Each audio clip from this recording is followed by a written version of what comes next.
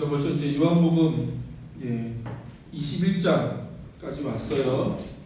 그래서 저번에 말씀드린 것처럼 이제 요한복음 끝나면 뭘 할지 여러분께서 좀 말씀해 주시면 우리가 또 그 말씀 좀 책을 정해서 같이 쭉 살펴봤으면 좋겠습니다. 자, 오늘 이제 요한복음 21장 1절부터 14절까지 우리가 살펴볼 건데요. 오늘 말씀은 요한복음의 마지막 내용이죠. 마지막 내용. 동시에 이제 부활 후의 세 번째 예수님이 제자들 가운데 나타나신 사건을 기록하고 있죠. 그래서 1절을 보면 이제 두 번째 제자들에게 나타나신 후에 얼마의 시간이 지났는지 모릅니다. 그렇죠? 정확하게 얼마의 시간이 지났는지는 몰라요.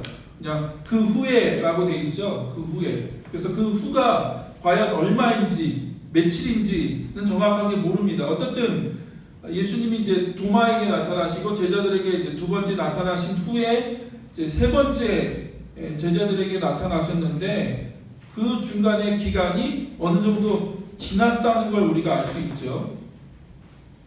근데 아무튼 어느 정도 시간이 지났는데 이야기의 배경은 좀 바뀌죠. 그렇죠? 그래서 20장 첫 번째 나타나시고 두 번째 나타나신 배경이 예루살렘이라고 한다면 21장 우리 세 번째 제자들에게 나타나신 이야기의 배경은 어디입니까? 디베라우스 호수죠. 디베라우스 혹은 갈릴리 호수죠. 갈릴리. 그렇죠? 디베랴 혹은 갈릴리 호수입니다. 그러니까 배경이 바뀌죠. 그래서 우리가 이 21장 이 본문을 설명할 때 많은 경우에 어떻게 이 말씀을 이해하느냐 하면 그 마가복음 16장 7절에 보면 그 천사가 마리아에게 이런 얘기를 해요. 예수님이 먼저 갈릴리로 가실 거다. 그러므로 너희들도 갈릴리로 가면 그 예수님을 만날 수 있을 거다. 부활하신 예수님을 만날 수 있을 거다라고 얘기를 해요. 마가복음 16장 7절에 보면 그렇게 얘기를 합니다. 그래서 이 말씀에 의해서 이 사건이 이제 갈릴리, 그러니까 예수님이 부활하신 예수님이 예루살렘에서 제자들에게 한번 나타나시고 그 다음에 이제 갈릴리로 무대가 이동해서 갈릴리에서 이제 예수님이 제자들에게 나타나시고 마지막 지상 명령하시고 승천하시죠, 그렇죠? 그런 이제 구조로 이해를 하죠. 그래서 이 말씀을 그런 구조 안에다가 집어넣고 그 갈릴리에서 승천하기 전에 예수님이 승천하기 전에 제자들에게 나타나신 그 사건으로 이해를 해요. 그러다 보니까 이제 뭐가 문제냐면 이 제자들이 고기를 잡으러 가잖아요. 베드로가 나 고기 잡으러 가겠다 그랬더니 이제 다른 제자들도 함께 고기를 잡으러 가죠. 그래서 보통은 여러분이 그런 설교 많이 들으셨을 건데 보통은 그런 제자들의 선택을 부정적으로 해석하죠. 부름을 받고 예수님의 부활까지 경험하고 예수님이 사명까지 주셨는데 그들이 옛날 직업으로 다시 되돌아갔다. 옛날 직업으로. 그래서 그 고기 잡는 것을 굉장히 부정적으로 해석을 하죠. 근데 과연 그렇게 해석하는 게 맞는 거냐? 과연 그런 식으로 해석하는 것이 이 요한복음의 21장을 잘 이해하는 것인지 이제 의문이 들 때가 많아요. 왜냐하면 자 21장을 다시 한번 잘 보시면요. 20장에 보면 이제 첫 번째 나타나시고 두 번째 나타나실 때 그 대상이 누구예요? 제자들이죠. 제자들. 정확하게 말하면 11명의 제자들일 겁니다. 가룟 유다가 빠지니까 11명의 제자들. 근데 21장에 세 번째 제자들에게 나타나실 때는 그 대상이 11명이 아니에요. 정확하게는 7명이죠. 7명. 자, 2절에 보니까 예수님이 이제 그 제자들에게 나타나실 때 그 자리에 있었던 사람들의 명단이 나오죠.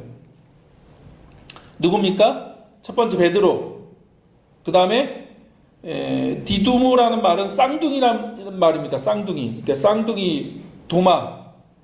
그 다음에 나다나엘, 세베다의 아들들. 그러니까 아마 야고보와 요한일 겁니다. 그럼 5명이죠. 그리고 이름이 알려지지 않는 무명의 2명의 제자. 이게 누군지는 몰라요. 왜 이름을 밝히지 않았는지, 왜 그들의 이름을 밝히지 않았는지는 잘 모르겠어요. 이유는 몰라요. 어떻든 그 다른 제자 2명이 있었죠. 그럼 도합 몇 명이에요? 7이죠. 7. 그러니까 세 번째 부활하시고 나타나신 그 사건의 배경은 갈릴리였는데 그 사건의 대상, 그러니까 그 장소에 있었던 사람은 11제자가 아니라 7명의 제자밖에 없었다는 거죠. 그렇다면 이거를 우리가 이제 전통적으로 이해하는 그런 구조 안에 집어넣는 게 맞는 거냐라는 생각을 갖게 됩니다.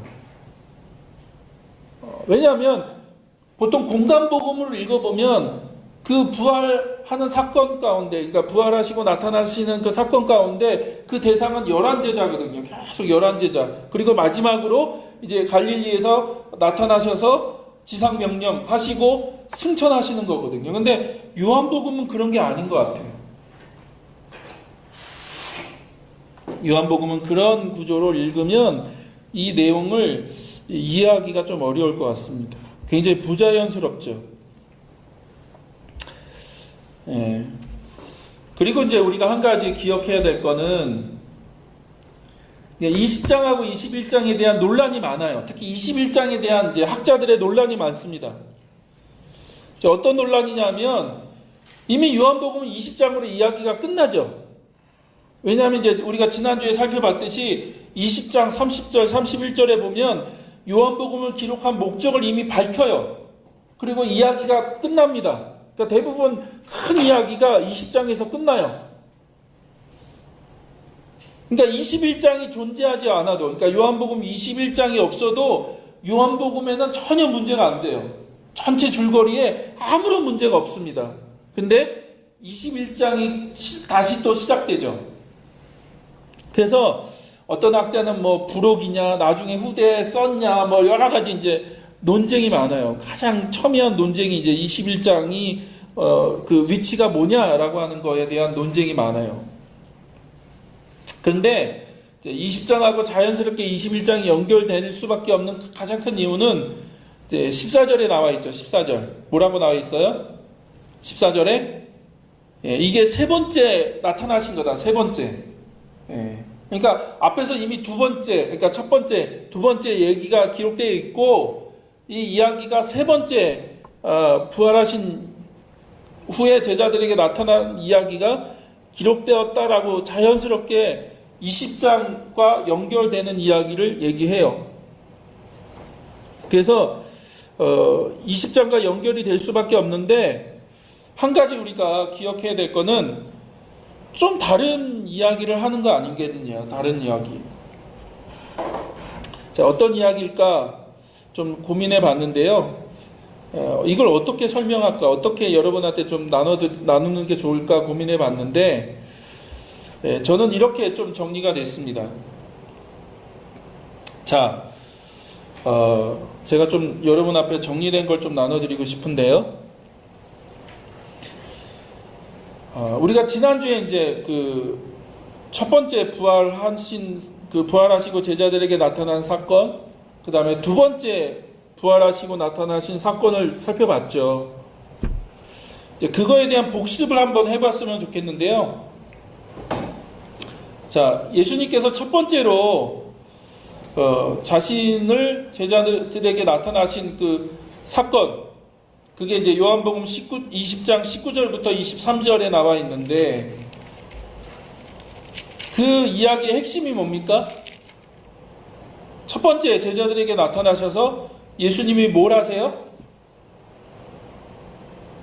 두 가지 하시죠. 성령을 부어주시고 숨을 후 이렇게 내쉬면서 제자들에게 성령을 부어주시고 그 다음에 두 번째 뭐 하세요? 그들을 세상 가운데로 보내시죠. 파송하신다고요. 아버지께서 나를 보내신 것처럼 나도 너희를 세상으로 보낸다 라고 파송하시는 일을 하세요. 그러니까 성령을 부어주시고 제자들을 보내시죠. 파송하시는. 그 다음에 두 번째 부활 후 제자들에게 나타나시는 그 사건을 통해서는 어떤 일들이 일어나죠?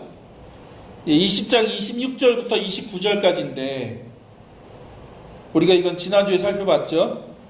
무슨 이야기가 있죠? 도마의 그 신앙 고백, 그렇죠? 나의 주님이시고 나의 하나님입니다 라고 하는 신앙 고백을 우리가 살펴봤죠. 그래서 의심 많고 믿음 없는 도마가 부활하신 예수님을 만난 이후로 놀라운 신앙 고백을 하죠. 그리고 이 신앙 고백이 요한복음 전체의 주제다. 요한복음 전체가 뭘 얘기하느냐? 예수님이 주님이시고 예수님이 하나님입니다 라고 하는 이야기를 하는 거죠. 그래서 마지막으로 그 도마를 통해서 그 놀라운 신앙 고백을 듣도록 하죠. 나의 주님이시고 나의 하나님입니다 라고 하는 그 신앙 고백. 그러면 오늘 우리가 살펴볼 세 번째 그 예수님이 부활 후 제자들에게 나타나시는 사건을 통해서는 뭘 얘기할까요? 왜 이걸 기록했을까요? 21장에 굳이 왜 세 번째 부활 후 사건을 기록을 했을까요? 과연 뭘 얘기하는 거냐고요? 내용은 어렵지 않아요. 간단하죠. 제자들이 고기를 잡으러 가요. 그리고 밤새도록 고기를 잡습니다. 밤새도록. 근데 고기를 한 마리도 못 잡죠. 근데 이제 동이 틀 때쯤에 예수님이 해변가에 나타나셔서 제자들에게 고기가 있냐 물어보시고 한 마리도 없다고 하시니까 뭐라고 얘기하세요? 오른편에다가 그물을 던져라 그랬더니 이제 153마리나 되는 큰 고기, 작은 고기가 아니에요. 큰 고기 153마리를 잡았다. 그때 이제 예수님이 사랑하는 제자, 뭐 그걸 요한이라고 얘기하는 사람들이 많지만 어쨌든 예수님이 사랑하는 제자가 그때 이제 그분이 예수님이라는 걸 알아보죠. 그래서 주님이시다라고 얘기했더니 베드로가 물속에 뛰어들고 그 다음에 다른 제자들은 그 그물을 이제 그 육지로 이제 끌어 갖고 오죠. 그래서 해변가에 올라왔더니 해변가에 뭐가 준비되어 있어요? 숯불이 피워져 있고 그 위에 어디서 구하셨는지 어디서 나셨는지 모르지만 생선이 올려져 있고 빵이 준비되어 있었다. 그래서 예수님이 그것을 제자들에게 나눠주셨다라고 하는 이야기입니다. 뭘 얘기할까요? 그러면 이걸 통해서는 과연 우리가 전통적으로 배운 것처럼 믿음 없어갖고 예수님 부활했는데도 불구하고 의심하고 여전히 두려워하고 그냥 옛날 직업으로 먹고 살 거를 해결하기 위해서 옛날 직업으로 돌아가서 고기를 밤새도록 잡았는데 한 마리도 못 잡고 허탈하고 허무하고 근데 그때 예수님이 짠하고 나타나셔서 그들에게 그 153마리나 되는 고기를 잡게 하시고 하는 그런 이야기로 그래서 그들을 다시 회복하시는 그런 이야기가 이 이야기의 핵심인가요?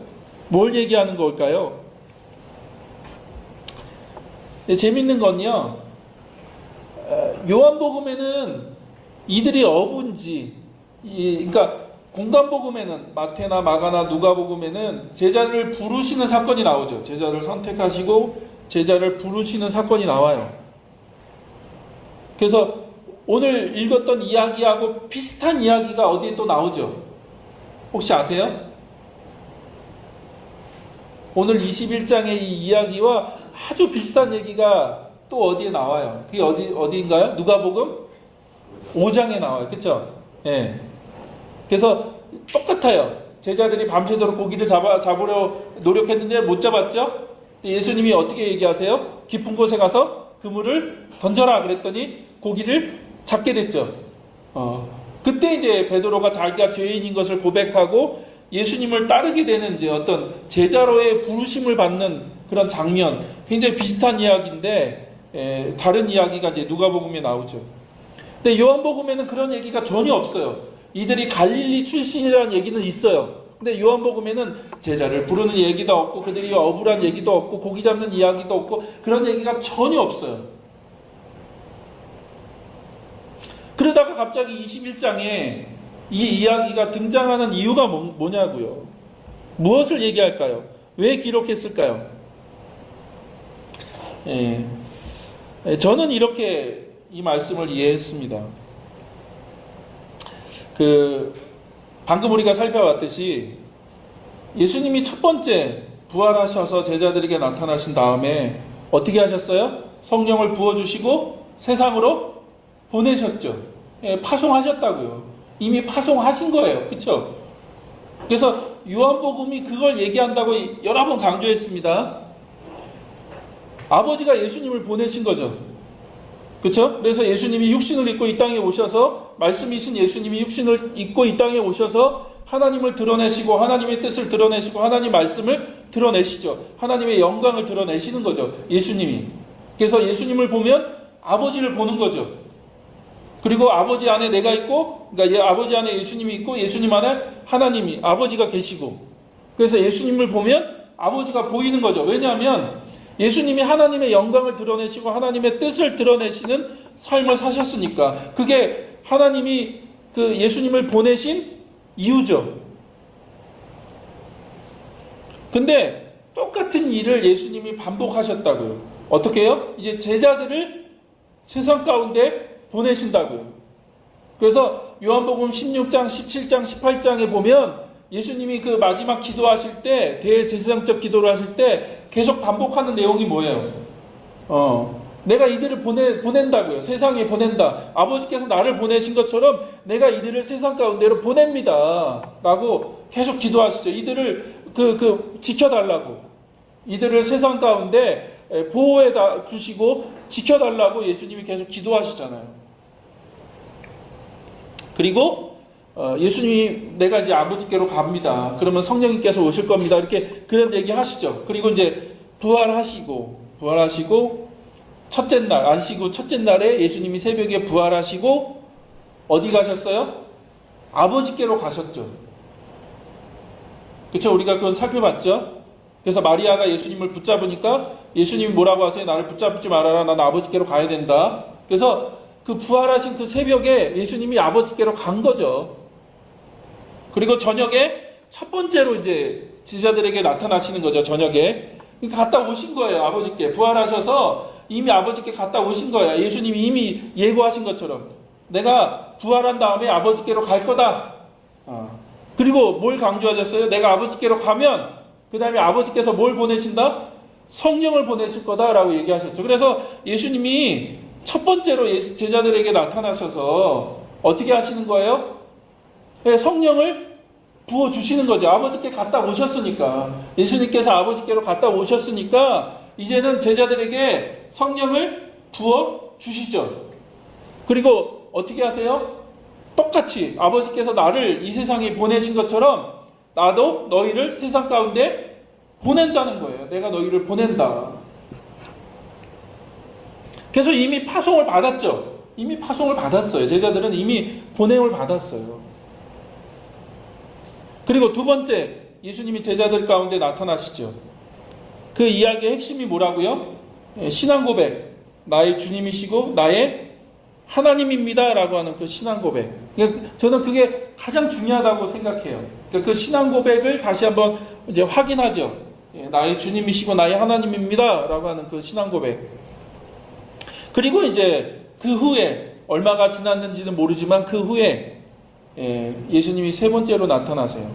근데 저는 이 세 번째 나타나시는 사건이 이미 세상 가운데로 파송받은 제자들에게 나타나시는 사건으로 이해하는 게 이 요한복음을 잘 이해하는 것이 아니겠느냐.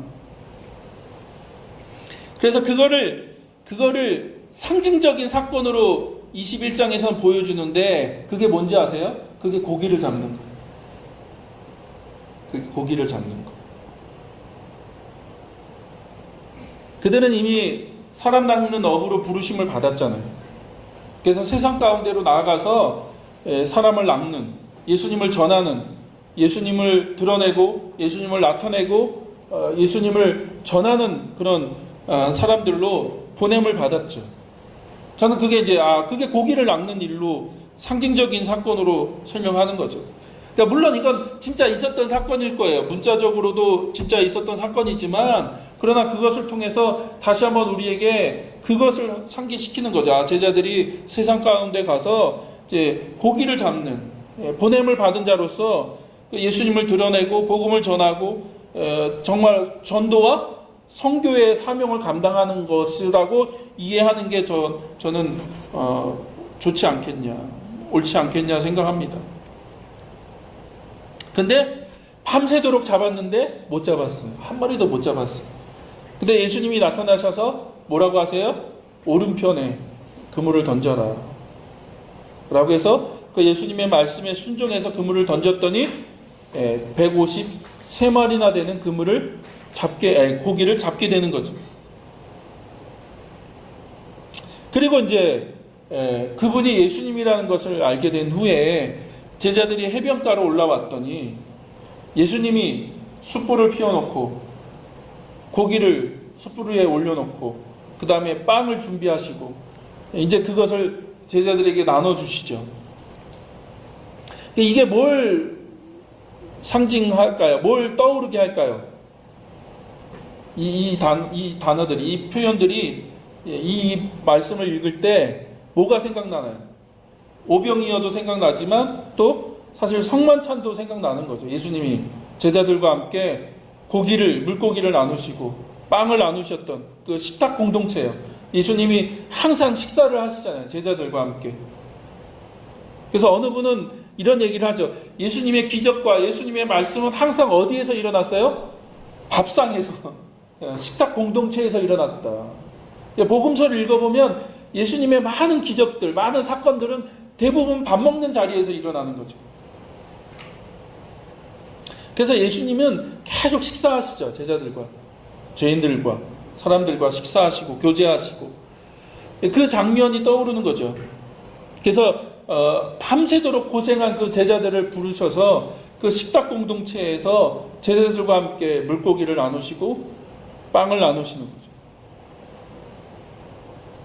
그러면 이건 뭘 얘기하는 걸까요? 교제요. 부활하신 예수님이 그 수고하고 애쓰고 노력했던 그 제자들을 부르셔서 그분이 직접 밥상을 차려주시는 거죠.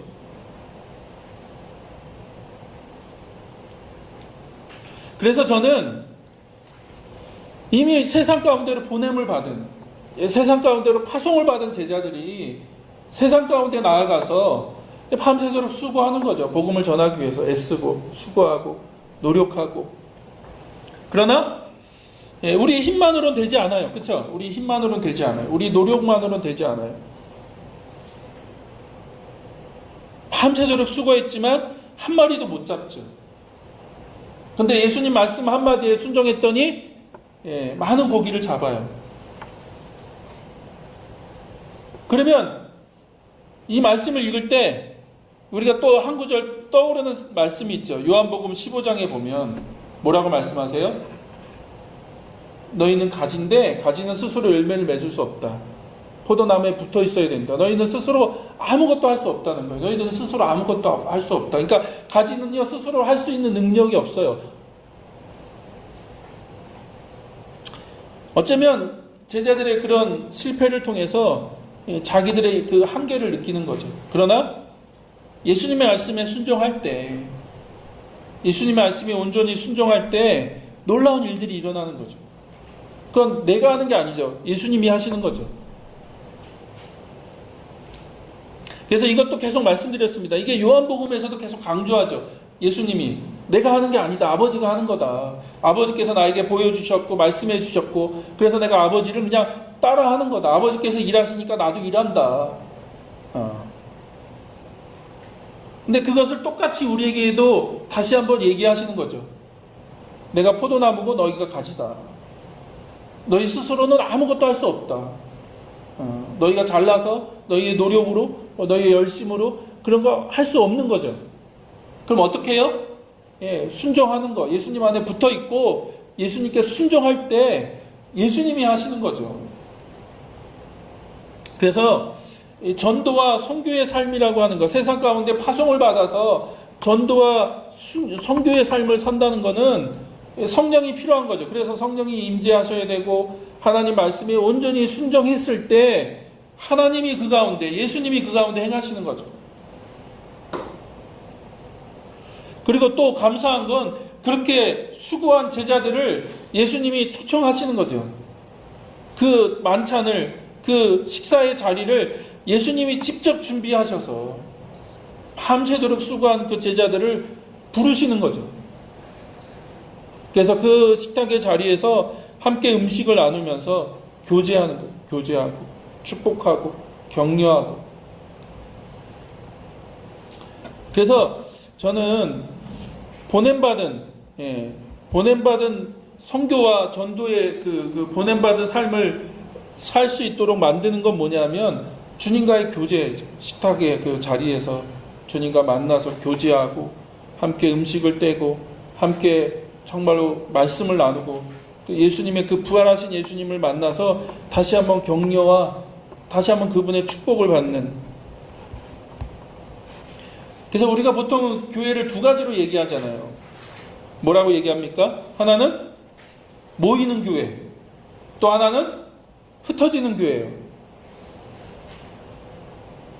그래서 저는 이 숯불 피워놓고 예수님과 함께 음식을 나누는 이 자리가 어떻게 보면 모이는 교회죠. 모이는 교회. 그러면 고기를 잡으러 나가는 건 뭡니까? 흩어지는 교회죠. 흩어지는 교회. 우리가 이제 요즘 뭐 대한민국에 논란이 많지만 그런 얘기 많이 하죠. 새가 날려면 좌우 날개로 날아야 된다. 그런 것처럼 저는 교회도 똑같다고 생각합니다. 모이는 교회가 있고 흩어지는 교회가 있는 거죠. 근데 과거 이제 한국 교회가 너무 모이는 교회로만은 강조한 거죠. 주일날 모이는 것만 너무 강조하다 보니까. 그래서 어떤 장소에서 예배당에서 무엇인가 행하는 것만을 신앙생활이라고 자꾸 가르치다 보니까 이제 너무 많은 이제 문제가 생겼지만 어떻든 우리에게 필요한 것 모이는 것도 필요한 거죠. 그래서 우리가 주일날 이렇게 모이잖아요. 같이 예배하고 같이 우리가 식탁 교제를 나누고. 그래서 원래 성찬도 정확하게 말하면 성만찬이죠. 이제 식사하면서 나눠야 되는데 주보에도 나눴지만 한국적인 문화가 그게 안 맞잖아요. 우리는 밥을 먹어야 되고 국을 먹어야 되고 반찬이 있는데 빵과 포도주를 나누기는 이게 안 맞거든요. 외국에는 맞을지 모르지만 한국적인 분위기는 안 맞아요. 그래서 저도 참 고민이 많은데 어쨌든 어쩔 수 없이 이제 예배 중간에 할 수밖에 없는데 제대로 하려면 원래 식사 자리에서 하는 거죠. 함께. 그래서 같이 교제하고 같이 기도하고 하나님 예배하고 같이 우리가 서로 격려하고 축복하는 모이는 교회로서의 그 기능을 감당하는 거죠. 그리고 또 예배 끝나면 어떻게 합니까? 각자 삶의 자리로 돌아가서 흩어지는 교회로서 파송받은 거죠. 세상으로 보냄을 받은 제자로서 우리가 살아가는 거죠. 우리 가정에서, 우리 직장에서, 또 일터에서, 우리 학교에서 각자 삶의 자리에서 보냄받은 교회로서 제자들이 고기를 잡기 위해서 수고하듯이 우리가 예수님을 증거하고 예수님을 나타내는 삶을 살기 위해서 수고하는 삶을 살아야 되는 거죠. 그러나 그때 항상 기억해야 될 건 뭡니까? 내 힘으로 되지 않는다는 거예요. 내 노력으로만. 우리는 예수님 안에 붙어 있어야죠. 예수님 말씀에 온전히 순종했을 때 그것이 가능한 거죠. 그래서 저는 이 말씀이 이 세 번째 나타나시는 이 부활의 사건, 이 부활하시고 세 번째 나타나시는 이 제자들에게 나타나시는 이 사건이 이미 보냄을 받은 공동체, 보냄을 받은 제자들을 위해서 그들을 책망하기 위한 것도 아니고 뭐 그들을 뭐 어떤 뭐 세속적인 직업으로 돌아갔으니까 그들을 다시 돌이키기 위한 것이 아니라는 것. 그런 관점에서 보면 저는 그래서 일상의 중요성을 다시 한번 좀 저는 강조하고 싶습니다. 일상의 중요성. 그러니까 그러니까 제자들이 예수님께 그러니까 제자로 부르심을 받을 때 그 모든 직업을 버리고 예수님을 쫓았죠. 근데 그거는 진짜 모든 직업을 다 버리라는 얘기가 아니잖아요. 과거의 삶, 과거에 내가 살았던 삶을 단절하고 그 삶을 이제 끝내고 예수님을 온전히 따르는 새로운 삶을 살라고 하는 의미지, 뭐 직업을 완전히 다 갖지 말고 그냥 옛날 그 직업 다 포기하고 온전히 주님만을 위해서 살라, 그런 의미가 아니잖아요. 그러니까 여러분 다 일상을 살아가야 되는 거죠. 일상을.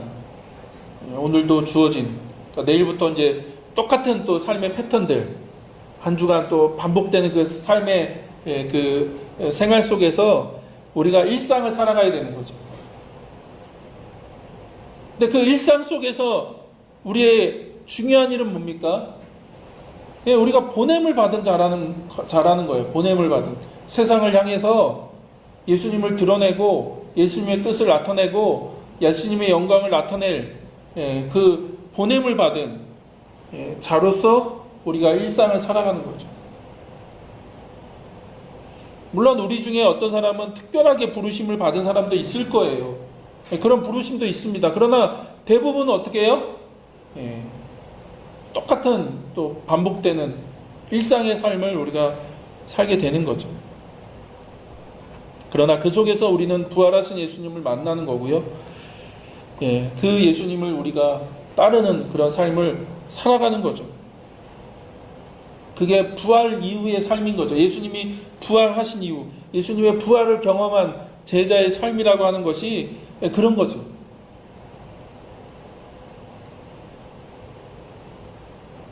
그래서 우리가 이 말씀, 요한복음 21장 1절부터 14절까지의 말씀을 좀 그렇게 우리가 다시 한번 읽어보면 이 말씀이 어떤 의미인지, 왜 굳이 20장 얘기를 다 끝내는데 왜 다시 21장에 세 번째 부활 후 제자들에게 나타나시는 사건을 기록했는지에 대해서 좀 우리가 이해를 가질 수 있을 거라고 생각합니다. 그리고 이제 그 다음, 우리가 다다음 주에 살펴보겠지만 15절 이하 보면 우리가 아주 잘 아는 가장 유명한 베드로에게 이제 3번 물으시는 이 질문도 저는 그렇게 볼 때 이해가 돼요. 이 질문이 왜 굳이, 그러니까 예수님이 불편했던 이 세상 직업으로 돌아가서 막 고기를 잡고 막 예수님의 그 부활을 의심하고 두려워하고 했던 그 제자들에게 베드로에게 나타나셔서 3번씩이나 똑같은 질문을 계속 던지면서 막 베드로를 굉장히 부담스럽게 불편하게 만드는 게 아니라, 저는 그 두 번째 이제 부활 후 제자들에게 나타나는 사건이 참 중요하다. 그래서 도마의 입술을 통해서 뭘 고백하게 돼요? 예수님이 주님이시고 예수님이 하나님이십니다라고 하는 고백이요. 고백. 그 신앙 고백. 그게 우리의 그 일상 속에서 그 부활의 예수님을 드러내고 증거하고 보냄받은 자로서의 삶을 살아가게끔 만드는 가장 중요한 기초가 바로 그 신앙 고백이죠. 예수님이 주님이시고 예수님이 하나님입니다 라고 하는. 그래서 우리에게 진짜 필요한 건 다른 게 아닌 거죠. 예수님을 향한 그 마음이요, 예수님을 향한 그 고백이요. 과연 예수님이 여러분에게 어떤 분이신가 라고 하는 그 고백이 가장 중요한 거죠. 그것이 보냄받은 자로서의 삶을 살아가게끔 만드는 거죠. 예수님이 말씀하셨듯이 세상 가운데로 나아가는 것이 굉장히 두렵고 복잡하고 힘들고 어렵죠. 제자로서 산다는 거, 예수님을 따른다는 거, 세상 속에서 예수님 말씀에 순종한다는 게 참 쉽지 않은 삶이죠. 그러나 그 삶을 계속해서 살아가게끔 만드는 건 상급이 아니에요. 저는 상급이 아니라고 생각합니다. 왜 자꾸 요즘은 이제 상급을 얘기하는데, 상급이 그것도 중요해요. 그것도 필요해요. 근데 상급이 아니에요. 그 삶을 계속해서 그 삶에서 이탈하지 않고 계속해서 살아가게끔 만드는 건 상급이 아니라 예수님을 향한 신앙 고백이죠. 예수님이 누구시냐 하는 거예요. 근데 도마를 통해서 우리가 그 고백을 듣게 되는 거죠. 예수님은 주님이시고 예수님은 하나님이신 거죠. 그래서 우리가 좀 이 말씀을 그렇게 이해하면 다시 한번 우리 삶 가운데 여러분 이제 일상을 다시 살아가야 되는 거죠. 그냥 밥 먹기 위해서 그냥 살기 위해서 우리가 또 직업을 가지고 아니면 우리 삶의 자리로 되돌아가서 우리가 또 반복적인 삶을 살 건데 그러나 우리가 그 속에서 기억해야 될 건 우리는 파송을 받은 보냄을 받은 자다라는 거죠. 세상 가운데로 보냄을 받은 자다. 우리가 어떻게 살 거냐. 그러나 우리가 다시 한번 그 삶의 자리에서 기억해야 될 것은 부활하신 예수님이 함께 하신다는 것. 부활하신 예수. 그 자리에, 그곳에 함께 하신다는 것. 그럴 때 우리 안에 진정한 위로와 격려와 기쁨이 있다는 거죠. 저는 복음자리 교회가 그렇게 세워지기를 소망합니다. 감사하게도 이제 새로운 공간을 허락해 주셨죠. 허락해 주셨는데 우리가 계속 강조하듯이 이건 예배당이지 교회가 아니다. 이 건물은 예배당이지 교회가 아닌 거죠. 우리가 주일날 이렇게 모여서 혹은 뭐 주중에라도 모여서 함께 교제하고 예배하고 기도해야 하고 함께 정말 그 모이는 교회로서 역할들을 이곳에서 감당한다면 또 반대로 여러분이 이제 이 장소를 떠난 이후로는 흩어진 교회로서 예수님을 나타내고 예수님을 드러내고 예수님을 다시 한번 세상 가운데 보이는 그런 삶으로서의 부르심이 우리에게 있다는 거예요. 우리가 그것을 놓치면 안 된다는 거죠. 그래서 저는 복음자리 교회가 건강한 교회로 세워지기를 소망합니다. 모이는 교회로 또 흩어지는 교회로 또 전도와 선교의 사명과 또 같이 모여서 떡을 떼고 음식을 나누고 하나님을 예배하고 같이 교제하는 그런 두 날개를 가진 건강한 교회로 아름답게 세워져 가는 일들이 우리 가운데 있기를 주의 이름으로 축복합니다. 그리고 여러분 삶도 그렇게 되기를 축복합니다. 그래서 우리 삶 가운데 다시 한번 이런 일들이 계속 반복되어지기를 소망하고요. 그런 은혜들이 우리 삶 가운데 있기를 간절히 축복합니다. 같이 기도할까요?